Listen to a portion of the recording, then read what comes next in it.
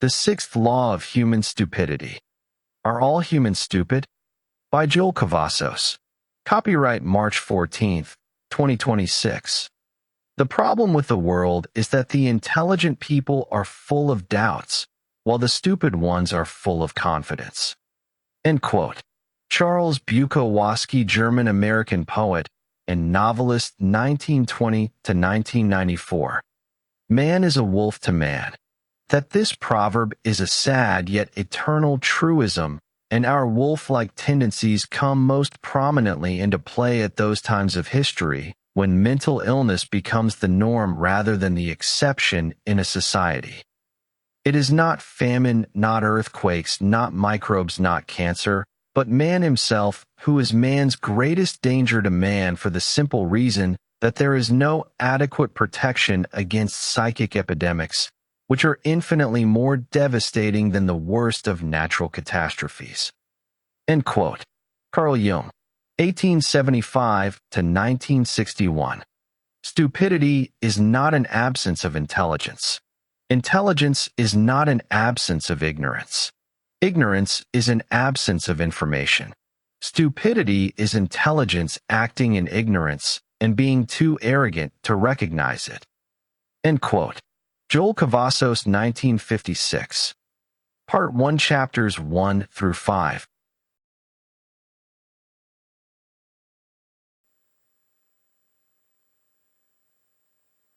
Chapter 1. God's Wake-Up Call in Scotland. God has a way of throwing things our way when He wants to enlighten us. I had walked away from church many years ago, mainly feeling unworthy. It seems I could not live up to the holy Christian lifestyle. I gave up and just let go, lived my life with no regard to the teachings of the Bible.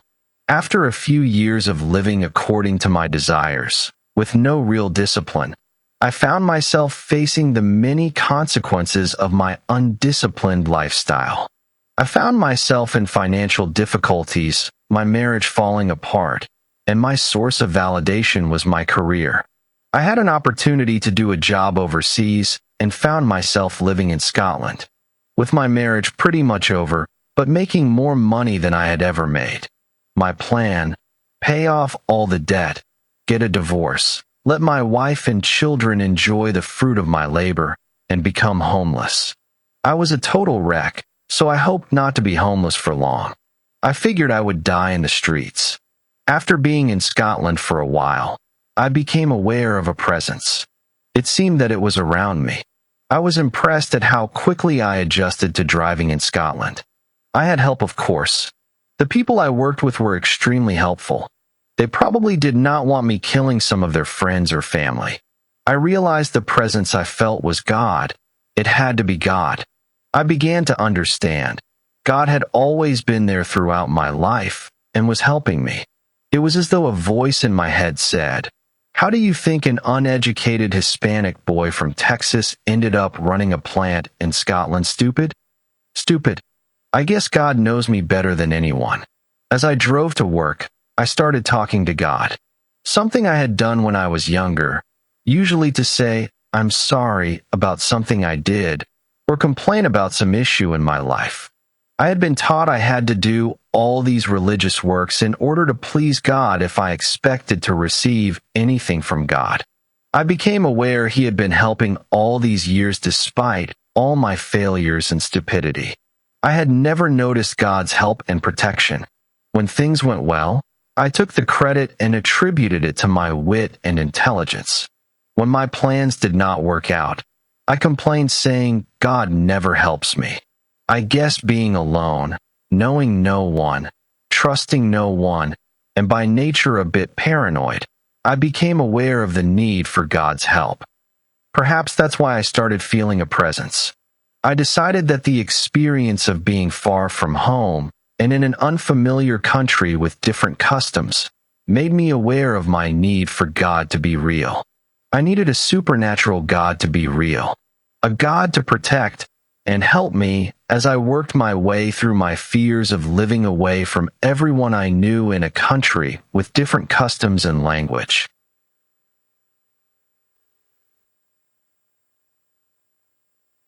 Chapter 2. coming to terms with my own stupidity. One of the things I did was to go over many of the major events of my life. As I did, I noticed I had been wrong about a lot of things. Things did not usually work out the way I thought they would. I concluded that because my decisions and choices were based on my ignorance of the future, my lusts, dogmatic beliefs, and ignorance about God, God's Word, and life in general, and other people's intentions, my opinions, and thus my decisions and choices were more often than not wrong. So, I reached out to God, the God of the Bible. However, I did not go through the traditional channels. Did try church, nice people, but I felt out of place. Nothing against church. Perhaps because the churches I attended in Scotland were of a different denomination than I was used to. Church is an important part of what God is doing in the world. Jesus established the church. Where we get into trouble is when certain groups think they are the official church sanctioned by God. Those who feel that only their beliefs and interpretations of God's word are the correct ones. Then to make matters worse, some use violence to convert the rest of us. I notice that anytime anyone brings up God, the very next words are church and religion. I do not like religion for the reasons I just mentioned. So I started to talk to God when I was driving, walking alone, or just at home. I would ask questions, usually got no answers. Sometimes I came up with an answer, perhaps from God. One of the decisions I made was to believe what the Bible says. I discovered that most of the so-called religious of any denomination or belief system, philosophic, and scientific ideas were no more than someone's interpretation, beliefs, and theories. I could understand that they, in an effort to explain the failures of established religions, philosophies, and scientific theories, were looking for answers. For example, religious people have not always been the trustworthy or the peace-loving person's teachers like Jesus espoused. So, like I said, I chose to believe the Bible. Because most of the philosophic, religious, and scientific explanations offered just that. Explanations, but not solutions. I decided that if I was going to believe the Bible, why wouldn't my interpretations, beliefs, understanding, and conclusions not be as good as some person who lived 400 or 500 or even 1,000 years ago? If the Bible is true, and it says the Holy Spirit would guide to all truth, then it would. And if it was true, it was either all true or none of it is true. You cannot choose which parts are true and which are not.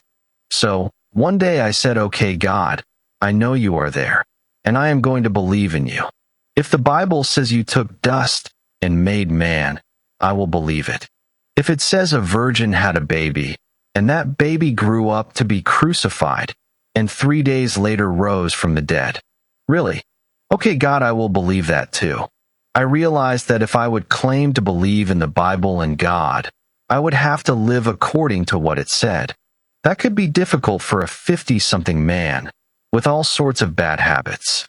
I knew, though, that if I was going to stop being stupid, I would have to work at it. Like I said, it is either all true or none of it is true. So, if it is true, then I must do what it says and live according to the law of God. Right?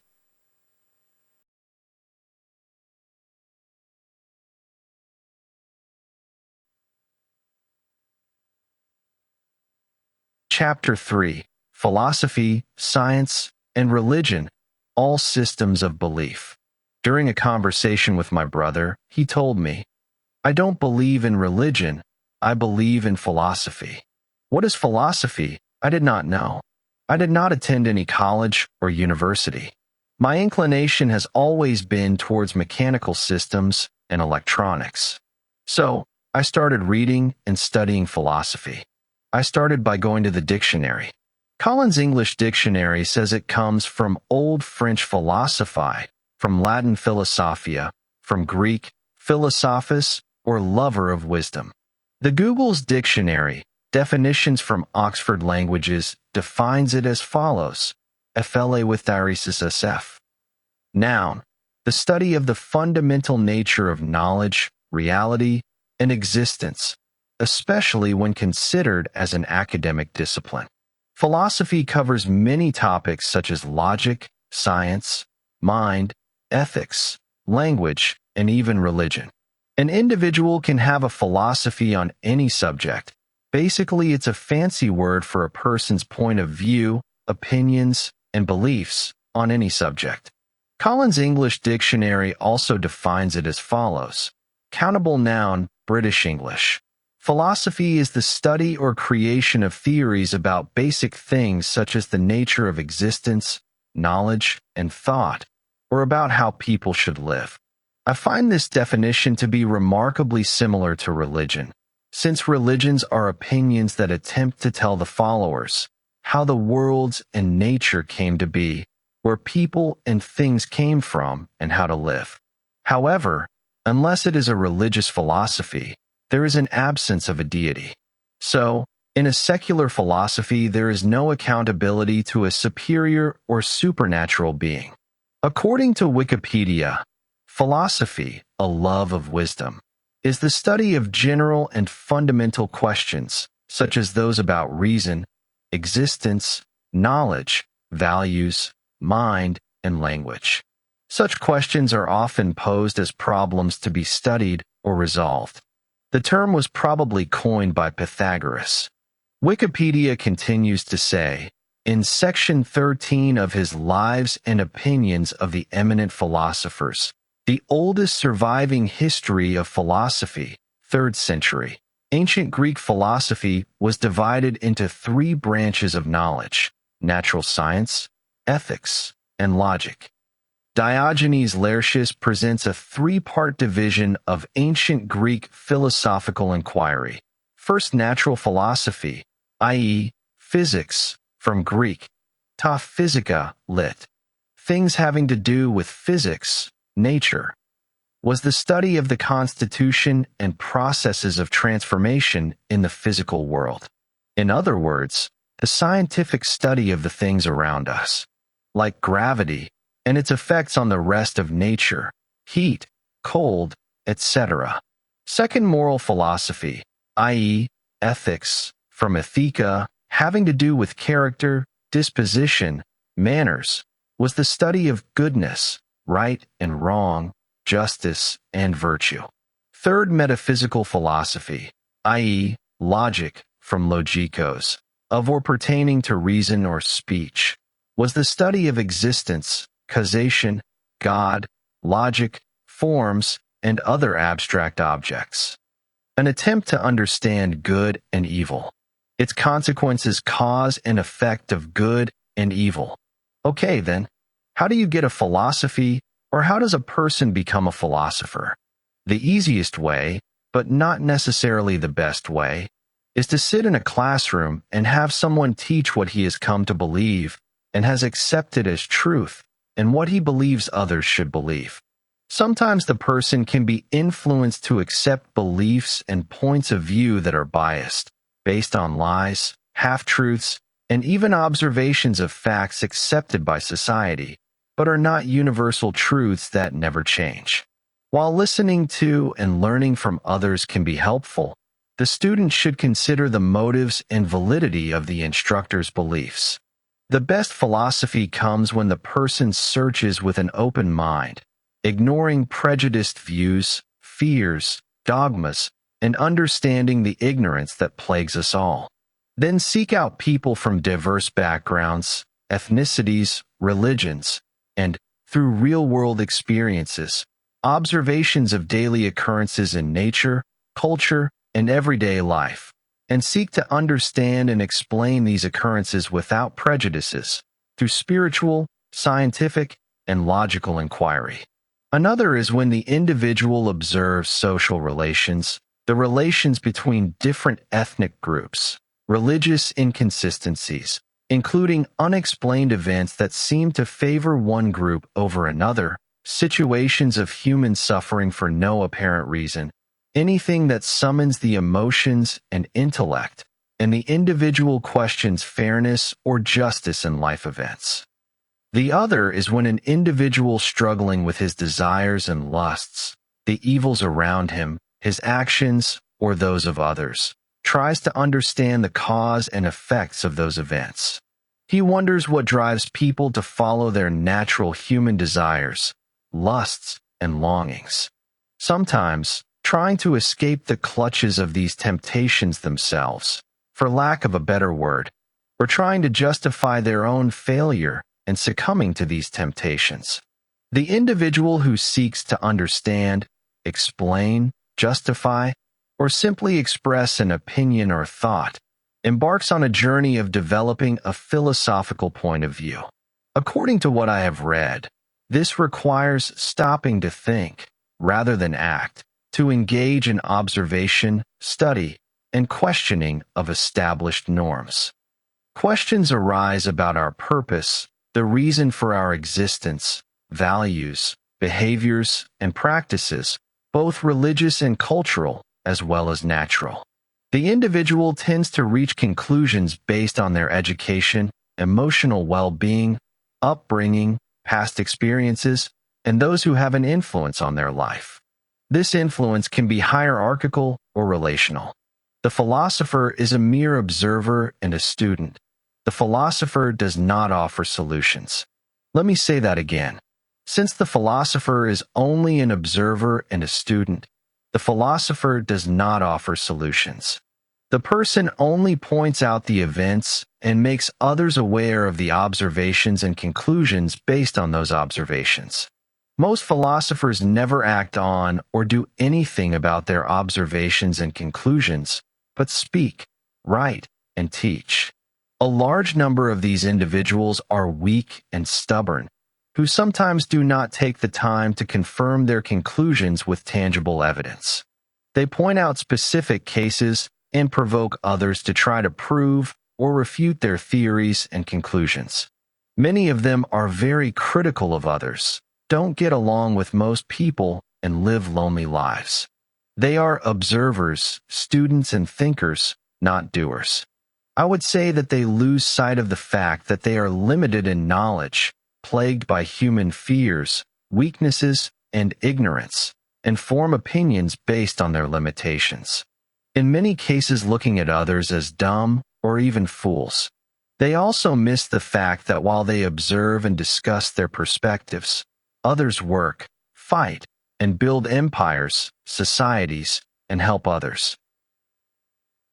For example, for what is Socrates known? According to History.com, Socrates' historicity has never been challenged, but what, precisely, he taught is as elusive as the philosophical tenets of Pythagoras or the later teachings of Jesus, in that none of these figures wrote anything themselves. I find it intriguing that History.com says that Socrates' historicity has never been challenged.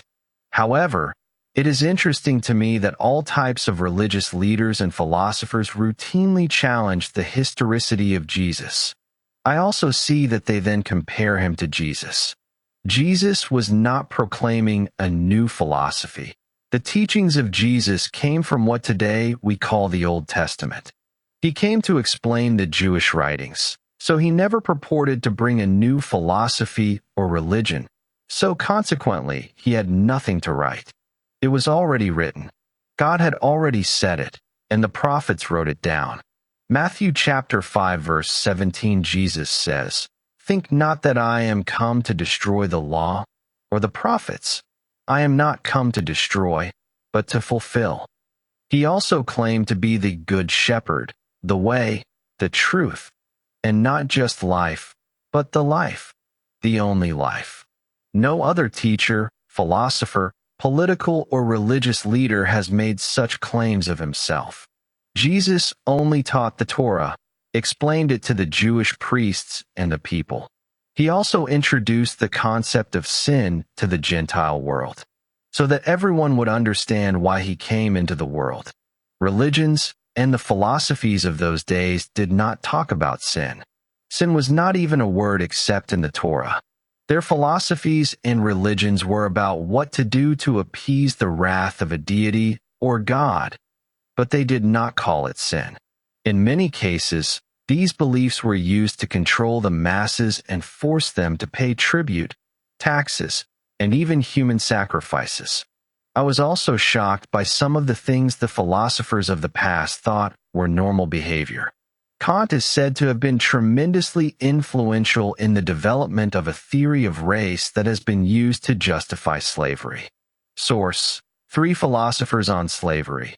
https://ocw.mit.edu/courses/24-01 Classics of Western Philosophy, Spring 2016. It is also known that many of the Greek philosophers believed that pederasty, sexual relations between an older man and young boys, was not wrong, good for society, and was practiced openly. For example, Britannica.com states that the expression of same-sex love was not unusual in Athens at this time, and Socrates was physically attracted to beautiful young men. Aristotle thought that some people were born to be slaves and that it was wrong not to enslave them. So, my point is, since no individual can break free from his lusts, prejudice, fears, ignorance, stupidity, or dogma, all philosophy is influenced by the prejudices, ignorance, stupidity, emotional well-being or lack thereof, fears, dogmas, and lusts of the individual. Sick, I thought. I will add I have no first-hand knowledge of this. I was not living during those times, and the information I have is based on things I have read. So as a judge in court would say, that is hearsay and won't be admitted into the record. So, I will leave it at that. But why would anyone follow what these sick men had to say? These people's philosophy was definitely influenced by their lusts. It is funny how we justify our stupidity with stupid so-called logical reasoning. Some taught that some people were born to be slaves, and it was wrong not to enslave them. It seemed to me that perhaps I was not the only stupid person, and other stupid persons had come before me. By now I was back in Texas, and COVID was at its peak. There was a lot of discussion as to what we should do to protect ourselves from COVID. People kept saying you must believe the science. I found it odd that certain people were silenced, fined, and even arrested and threatened with jail time. The public was not given the opportunity to even consider what they had to say. I found it interesting that you could go on social media and proclaim you had a cure for baldness or obesity, and no one got upset. As soon as someone claimed to have a cure for COVID, the government and the media were all over them and wanted to burn them at the stake of public opinion. The other interesting observation I made was that the healthy people were being quarantined. Never before in history has this been done. It was like they were hiding something. I became of the opinion that the rich and the elites needed a break from the rest of us. They wanted to enjoy themselves without the long lines at the airports, hotels, theme parks, and beaches. They just wanted us out of the way. It was as though they said, "Okay, kids, go to your room." I have no evidence to base this on. This may sound stupid to you, but it is based on my observations of the events and facts. Just like Charles Darwin's theories of evolution were based on his observations and conclusions. I will leave it at that. I was shocked that my brother, who is very skeptical of everyone and everything, dislikes police, and usually distrusts the government, blindly submitted to wearing a mask, staying home. He just submitted. I did too for a while. I suppose it was all the media coverage and belittling of those who would not follow the accepted science.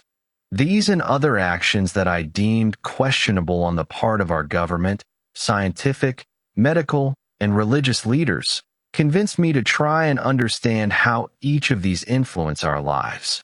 Basically how they contributed to the stupidity in every one of us, and what the difference is between science, philosophy, and religion.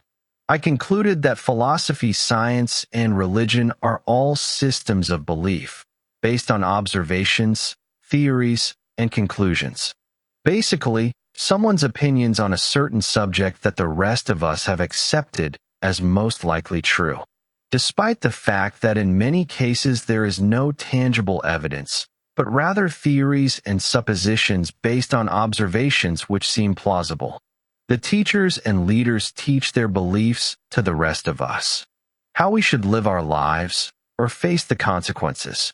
Pretty much what to eat, what not to eat, who to marry, who not to marry, what to wear, what not to wear, what medications are legal, what books to read, and which movies to watch, and which ones we should not. Sound familiar? That sounds like many religions or governments to me. I concluded that religions and governments are pretty much man-made ideas to control man. For example, why is alcohol legal and marijuana illegal? I believe it has to do with the persons who run our governments. It is a money-making scheme for sure, and many lives are ruined by both alcohol and marijuana. Remember, during COVID, medications that had been used safely all over the world were restricted. Doctors were not allowed to prescribe them despite the fact some doctors said those drugs helped cure COVID or at least lessen the damages caused by COVID. Here is an interesting portion on an article titled Ivermectin. Enigmatic, multifaceted, wonder drug continues to surprise and exceed expectations by Andy Crump. Over the past decade, the global scientific community have begun to recognize the unmatched value of an extraordinary drug, ivermectin, that originates from a single microbe unearthed from soil in Japan. Work on ivermectin has seen its discoverer, Satoshi Omura, of Tokyo's prestigious Kitasato Institute, receive the 2014 Gardner Global Health Award and the 2015 Nobel Prize in Physiology or Medicine, which he shared with a collaborating partner in the discovery and development of the drug, William Campbell of Merck & Company, Incorporated.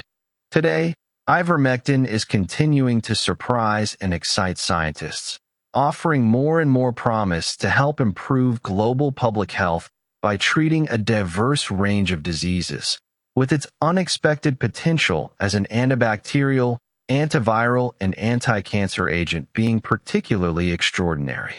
End quote. Source: The Journal of Antibiotics, 2017, 70, for 195 to 505, published online, February 15, 2017.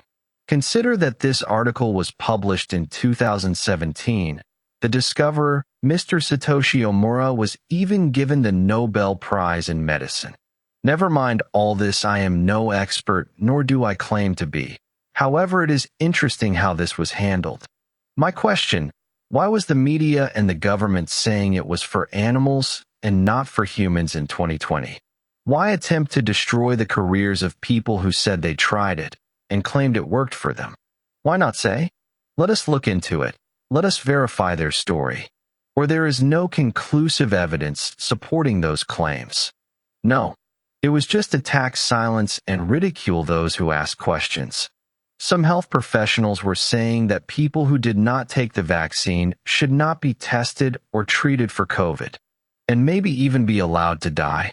Really, that is a perfect example of stupidity, hurting others, gaining nothing, and feeling it was their duty to punish those who disobeyed.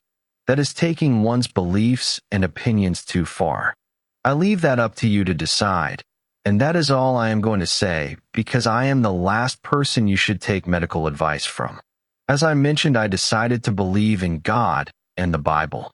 Respect the government, follow the laws, respect religious views, but my final authority being God and the Bible.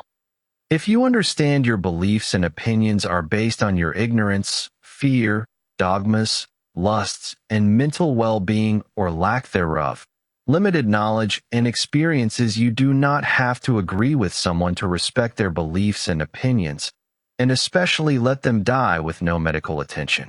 You should not be coerced, threatened, or bribed to believe someone else's beliefs or opinions, whether they are medical, religious, scientific, or philosophical. Be careful of any who uses these tactics or violence to spread their philosophy, science, or religion. So how is the Bible different from the other teachings and philosophies out there? I believe that God gave us His law, his constitution, his government. Then, man created religions and governments, the interpretation of their gods or God's law. Think about it. Religions existed long before Moses and the Ten Commandments. As early as the book of Leviticus, God told the people to stay away from Molech. Leviticus chapter 18 verse 21, God says, "You are not to let any of your children be sacrificed to Molech." End quote. Complete Jewish Bible. Molech was an ancient Canaan god even in those days. I am sure the Egyptians had their own religion and gods. Every civilization had a god or gods, and some type of religion and sacrifices to their gods. Not sure where they came up with the idea of sacrifices. That is a subject for perhaps another day. My conclusion is that God did not create religion. Man did, like with COVID, many opinions, so many rules, so many threats. So I asked Microsoft AI, how many religions are in the world? The response was quite alarming and revealing. AI could not give me a definite number. The reply says, there are about, and I emphasize the word about, 4,200 religions in the world, according to the World Religion Database. End quote. I asked if this number included those that venerate Satan or other beings considered evil. The reply was, this number includes those that venerate Satan or other beings considered evil within certain traditions. But the reality is more nuanced. End quote. That tells me that there are at least 4,200 most likely men who have, based on their observations and experiences, over the course of history, come up with religious ideas, interpretations, beliefs, understanding, and conclusions about some deity that they felt others should also believe and accept as fact. And over time, they have convinced enough persons to accept those conclusions as factual and truth, and thus form a religion. And that does not include all the philosophies and proposed scientific ideas of the secular thinkers. These are not considered religions, but rather scientific or philosophical theories. In many cases, these are, by the fact they are not considered religious, given more credibility, and in some cases accepted as irrefutable facts, despite that in many cases they are just someone's suppositions or beliefs. Some examples include eugenics, the Big Bang, and evolution. I decided that I did not want to live under the fear of all the medical, scientific, philosophical, and religious teachings. I did not want to live in fear or under the shadow of threats of disease, failure, or death. Besides, they all contradicted each other, and all claimed the same thing. We have the real truth. They could not all have the truth. There should be only one truth. And besides, problems, sadness, disease, failure, and death are all part of the human experience and inevitable. I decided I would start, not my own religion, but rather a journey. Like I said earlier, why wouldn't my interpretations, beliefs, understanding, and conclusions not be as good as some person who lived 400 or 500 or even 1,000 years ago? As long as I understand that I could be wrong, or my conclusions could maybe even be stupid. So that does not give me the right to judge, condemn, or have anyone put to death if they disagree with me. But neither does anyone else. Unless crimes have been committed against another person, then that is what our governments should do. Not enforce our religious, moral, philosophical, medical, or scientific opinions and beliefs. Do you agree? So thus started my journey to see if God was actually there, and base it on the oldest book ever written, the Bible. Why the Bible? Well, it is one of the, if not the oldest written texts about God and man. I concluded that I was suffering from stupidity, and I needed all the help I could get. If God was there, as I chose to believe, I needed God to have mercy on me and heal me from my stupidity, like the blind man on the side of the road. I had been taught that Abraham was the father of the faith, yet he never joined a church, claimed to be of any particular religion, sang a special worship song, prayed to any statue, or said some special prayer. He did not even know the Ten Commandments. Can you believe that? He just talked to God. The God, like he would talk to a friend.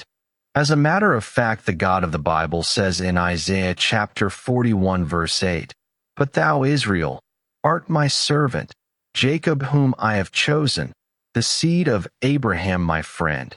Douay Rheims Bible. Awesome, I thought. That is what I needed. I need for God to call me his friend. I want to be his friend. I decided that is what I was going to do. I would just talk to God and study the Bible, philosophy, and science and medicine. Not to become some expert or doctor, but to have a better understanding of my world and the things I read and or was told. I heard a gentleman, Jack Hibbs, say that he read books from people who had already died. They cannot change their minds. I like that, so I started reading many old books. Perhaps you should wait to finish reading my book until I die, in case I change my mind. I turned 70 years old this year, so I do not see much of a chance of that happening, but you never know. Like I said, we do not know the future and what it may bring.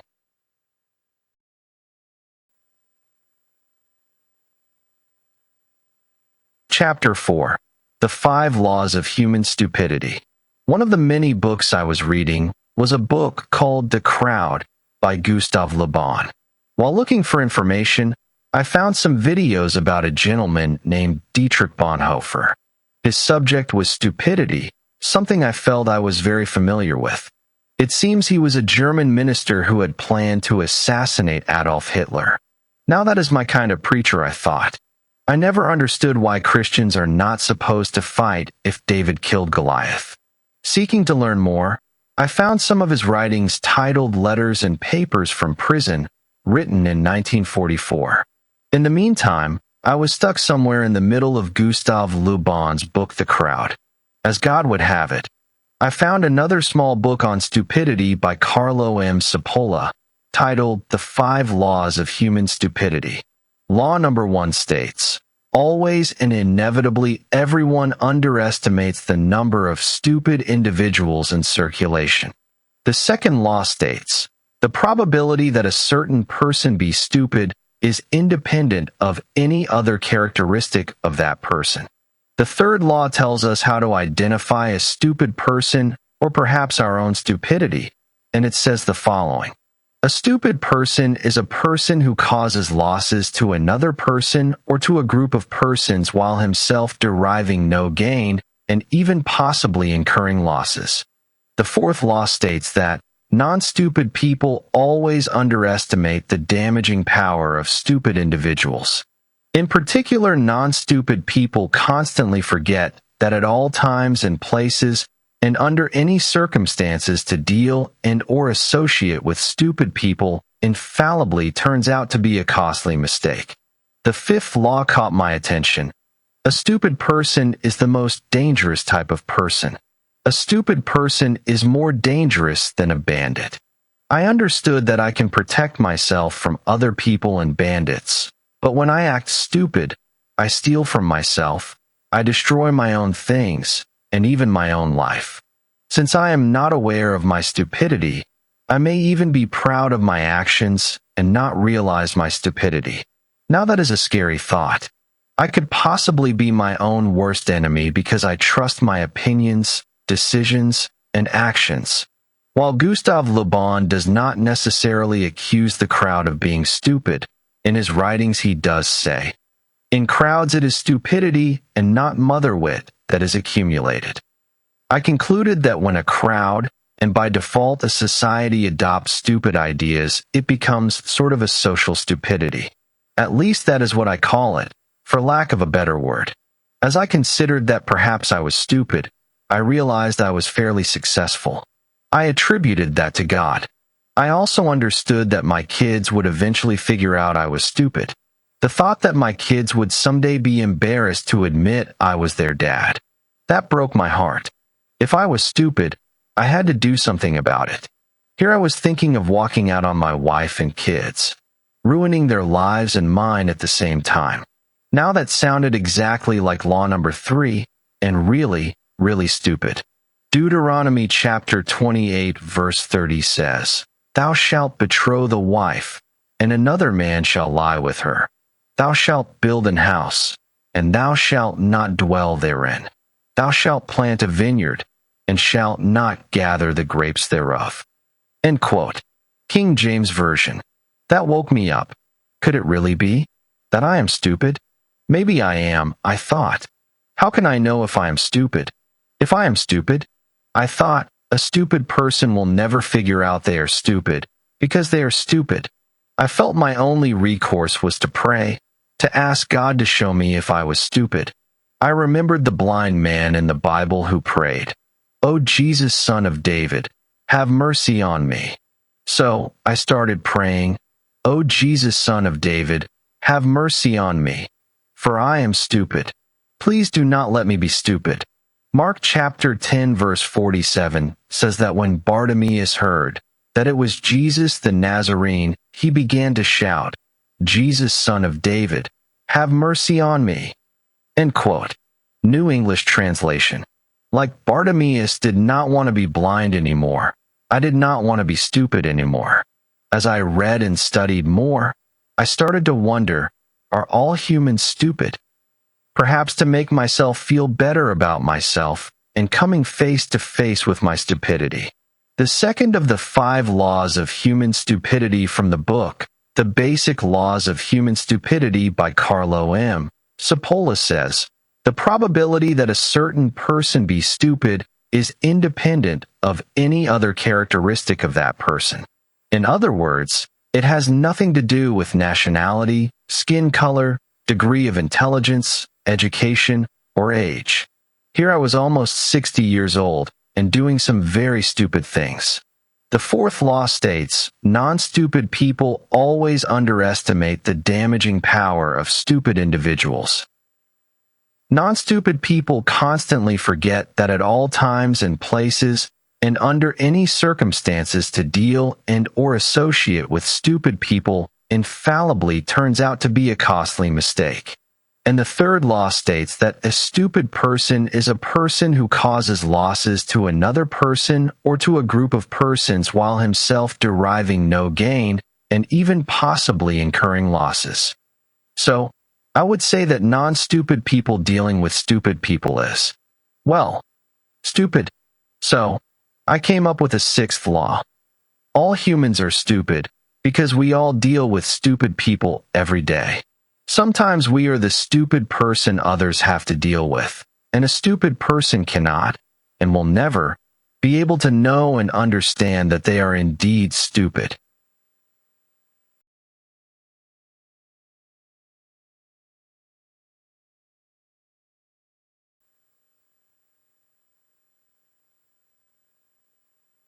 Chapter 5. My 6th law. All humans are stupid and the roots of stupidity. So my 6th law states, all humans are stupid because we all deal with stupid people every day. Sometimes we deal with our own stubborn stupidity. So, I concluded, there is no such thing as a non-stupid person.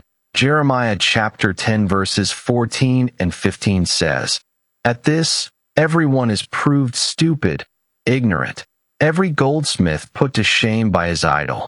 The figures he casts are a fraud. There is no breath in them.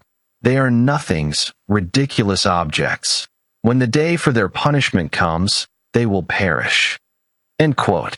Complete Jewish Bible. I understood this to be saying that humans, mankind, whatever you call it, we put our faith in our idols, whether some god made of metal or wood, ourselves and our talents, or some cases in another person's teachings, philosophy, religion, or scientific theories. God says through the prophet Jeremiah, we are stupid for doing that.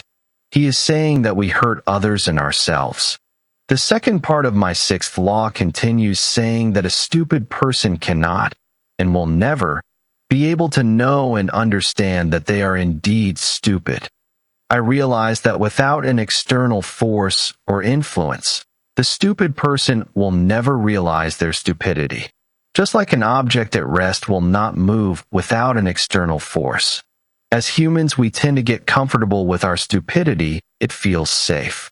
I believe the external force must be supernatural.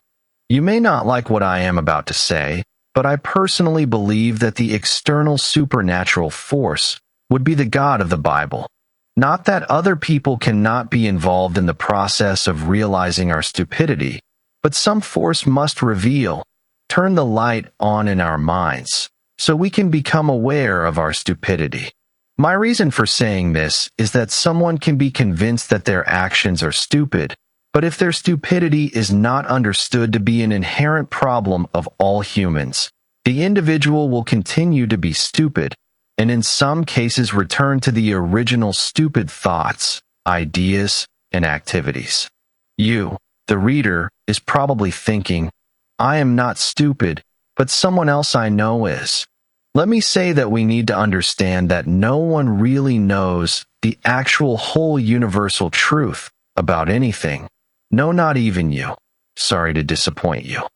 Just think back over your life and consider the things you have said or done that caused losses to another person or to a group of persons, and you derived no gain and even possibly incurred losses. I am sure you will come up with at least one instance in your life. We also need to understand that every scientist, priest, teacher, doctor, etc. could be and probably is wrong, and maybe even stupid. All humans are capable of, and in many cases are stupid, and I include myself. Think of the people you hang around with. You are probably stupid just for hanging around with them, or maybe they are stupid for hanging around with you. Then there are the things we say and do. Who among us has never done or said the stupidest things? As the saying goes, stupid is as stupid does.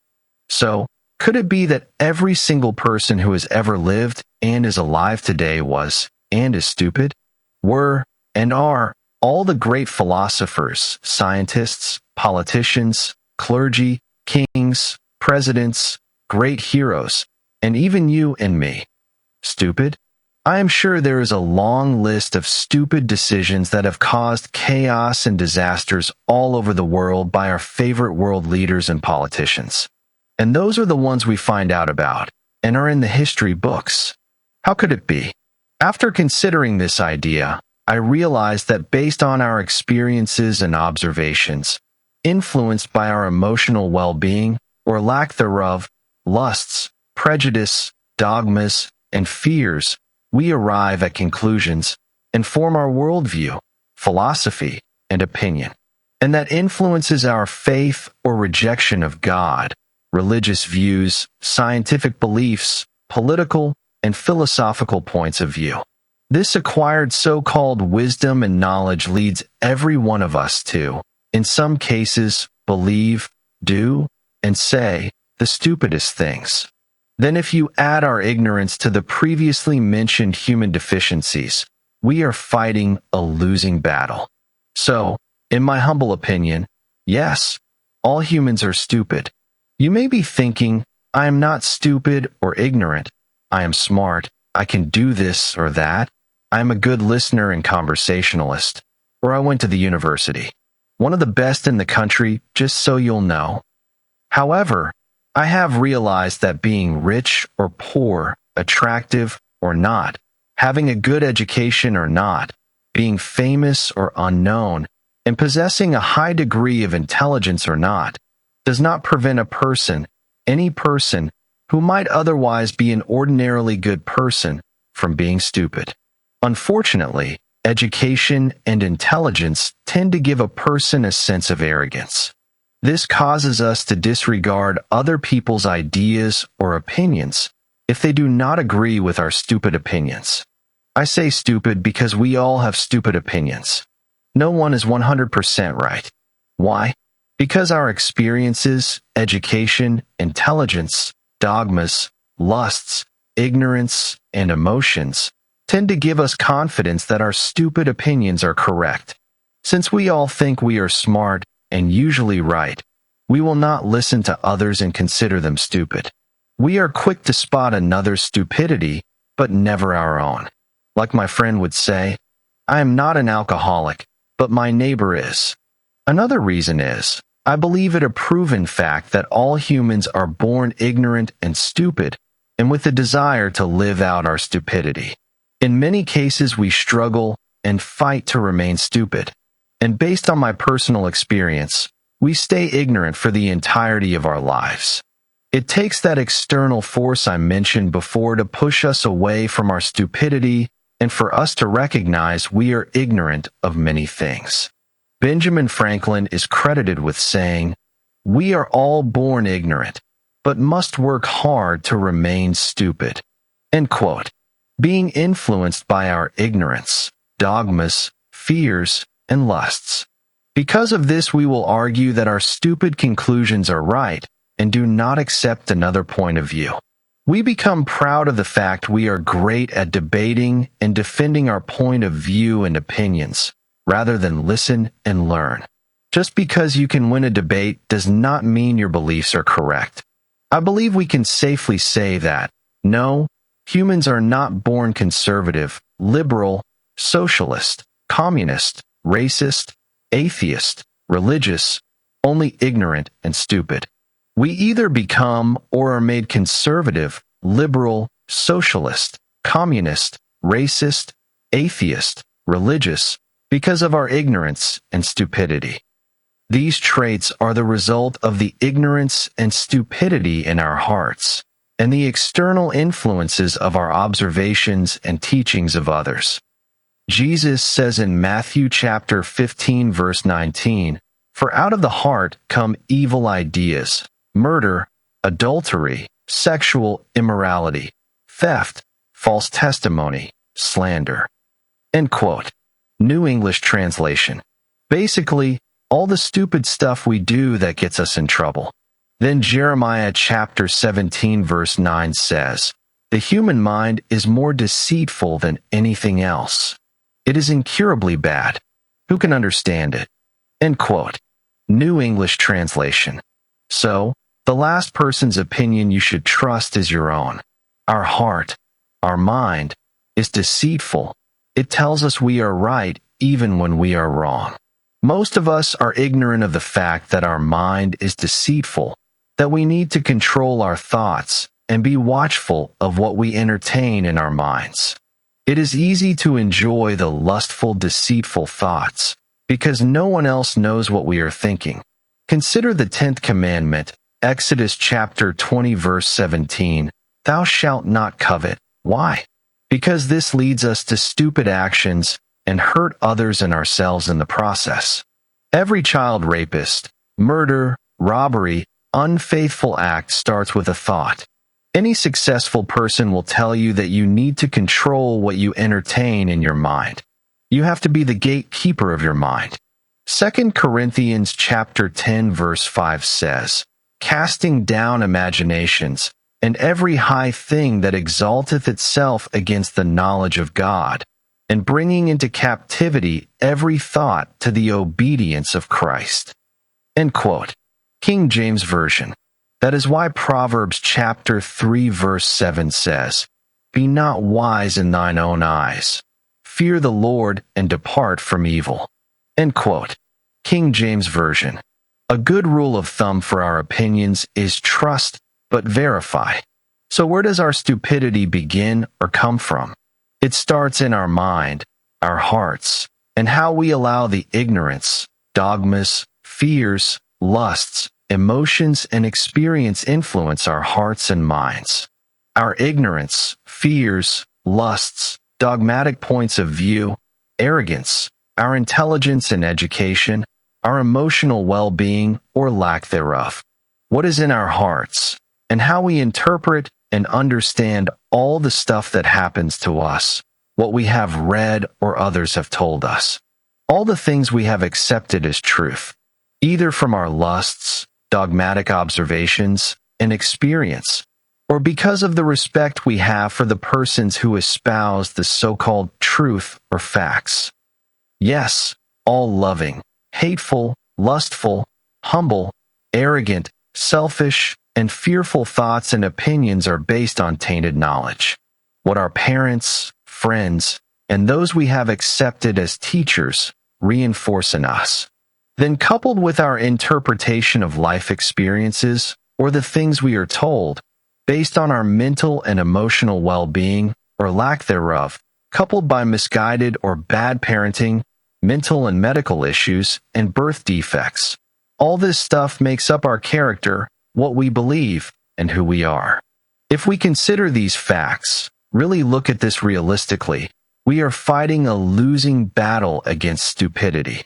Then our emotions and arrogance drives us to believe our flawed worldview and opinions are the right ones. We say, I am not going to let anyone change what I know to be true, and others should believe like I do.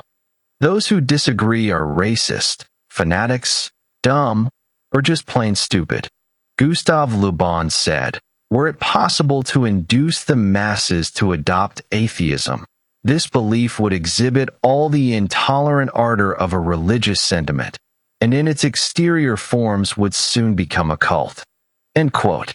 He is saying that if the majority of people in the world started believing in atheism rather than a god or religion, you would see the same type of hate and violence that some religions have exhibited over time. I don't want to say all religions, because many moved by their religious beliefs have done many works of kindness and charity. For example, according to Low Country Digital History Initiative author John Harris, Johns Hopkins University, the legal transatlantic slave trade reached unprecedented levels in the late 18th century, but by the mid-19th century, every national carrier in Europe and the Americas had formally abolished the traffic. Denmark was the first nation to abolish its slave trade in 1803. Britain and the United States followed in 1807, with the U.S. ban going into effect in 1808. By 1836, the Dutch, French, Spanish, Brazilian, and Portuguese governments had also abolished their slave trades. One of the prevailing reasons was their religious principles. Various religious groups, including Quakers and evangelical Christians, condemned slavery as a sin that violated Christian principles. They reinterpreted biblical texts to emphasize the immorality of the practice and argued that it was contrary to goodwill towards all men. End quote. It is a known fact that in the United States during the Civil War, more than 300,000 young white men gave their lives in the struggle to end slavery. They had no dog in the fight, but their faith told them God created all of humanity regardless of their skin color or ethnicity and inspired them to fight and even die for the freedom of their enslaved brothers and sisters. However, as Gustave Le Bon points out, it is the tendency of every person regardless of ethnicity. That is why every single culture, large or small, all over the world has enslaved, killed, and oppressed the cultures around them. They too have been enslaved by more powerful cultures. In the recent centuries, some cultures have been so proud as to write about the atrocities.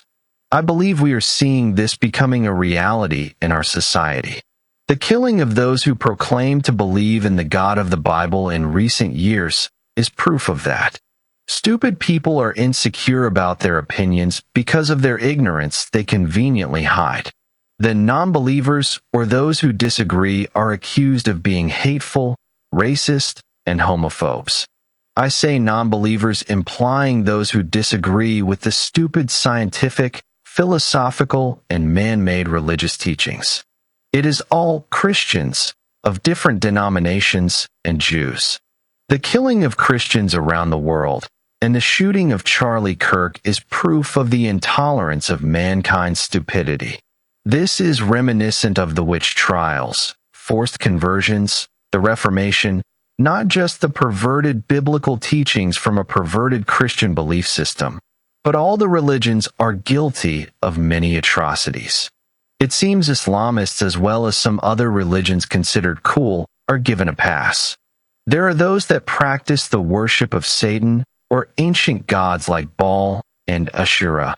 and they are not criticized or ridiculed like those who believe in Jesus and or the God of the Bible.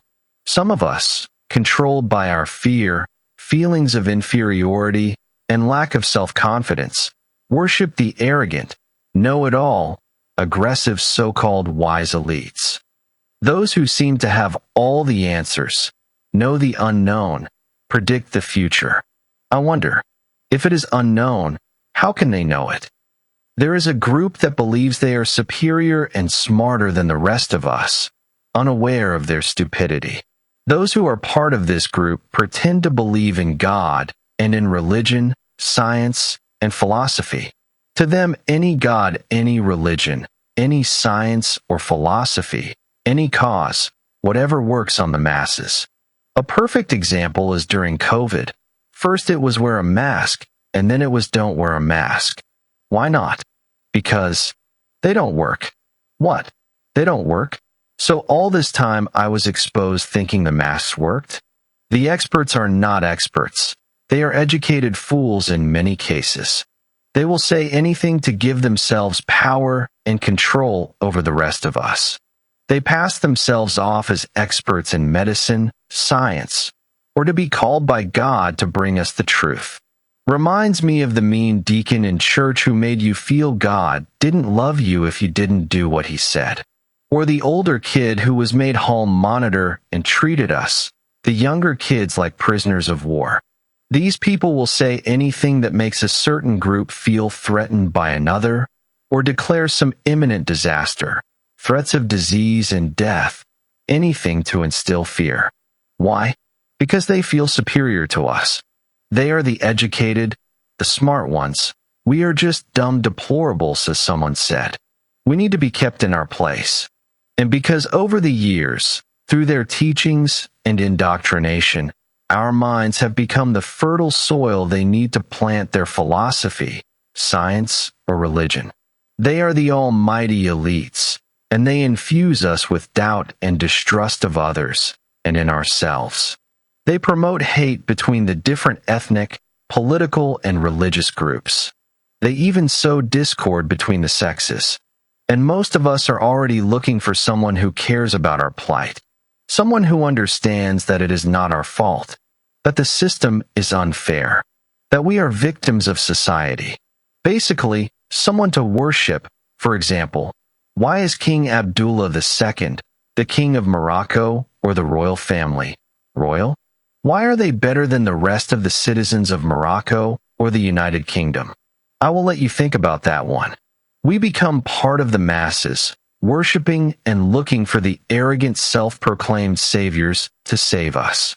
Many times, from some impending socially created unsubstantiated scientific predicted doom. They also promise freedom from those who have oppressed some of us, or have somehow victimized us. The abuse may or may not have actually happened, but no one can investigate and verify, because anyone who does is accused of being a hater and or a racist. Many of these elites do not really care about the plight of the lower classes, but rather seek power and wealth. They remind me of the kid in school who says, "Pay me $5 a week and do my homework, and I will not let the bully hurt you anymore." They promise restitution from the oppressors and punishment for the oppressors. Those of us who feel victimized form groups, and those groups become crowds. These then infect communities and become political parties, religions, scientific theories, and philosophies. Mainly a bunch of angry people who feel society owes them for the wrongs and abuse of the past. While some of this is true, some of it is greatly exaggerated. This is not always done out of compassion or caring, but many times it is rather an effort to enrich themselves and gain control over a group of people. Some use this to incite anger and frustration, and the persons they are trying to help adopt victim mentalities. Rather than helping, they impede the growth of the very people they claim to care about. These groups instead promote division, distrust, and hatred between the crowds, and increase stupid behavior. History has shown that the issue is never resolved. It becomes like an old song playing over and over again. The supposed aggressors become frustrated, and you have another war on your hands. Laws are passed, wars are fought, and people are killed. But the problems are never solved. Think of the billions of tax dollars, millions of human lives in wars and riots, and regulations and laws passed throughout time. They were all supposed to fix some great evil or solve some really menacing problem. Big crowds, religions, philosophies, scientific solutions, enforced by governments, police, and armies. Have we come up with any real solutions to stop all the evils proclaimed by the elite? There may be some things that we can claim as humans to have solved, but really no. For example, have we found a cure for cancer, diabetes, or the big one, racism? No. Just look around. The crowds and masses of the earlier centuries were fighting for the same things we struggle today: freedom, prosperity, and wealth. But according to many of our illustrious politicians, there is still a lot of work to be done. Why? Because if the goals are reached and the threats are averted, and there are no enemies to fight, they lose their power and control. They are no longer needed. There always has to be a boogeyman out there. It has become a case of the blind leading the blind, or better, the stupid leading the stupid.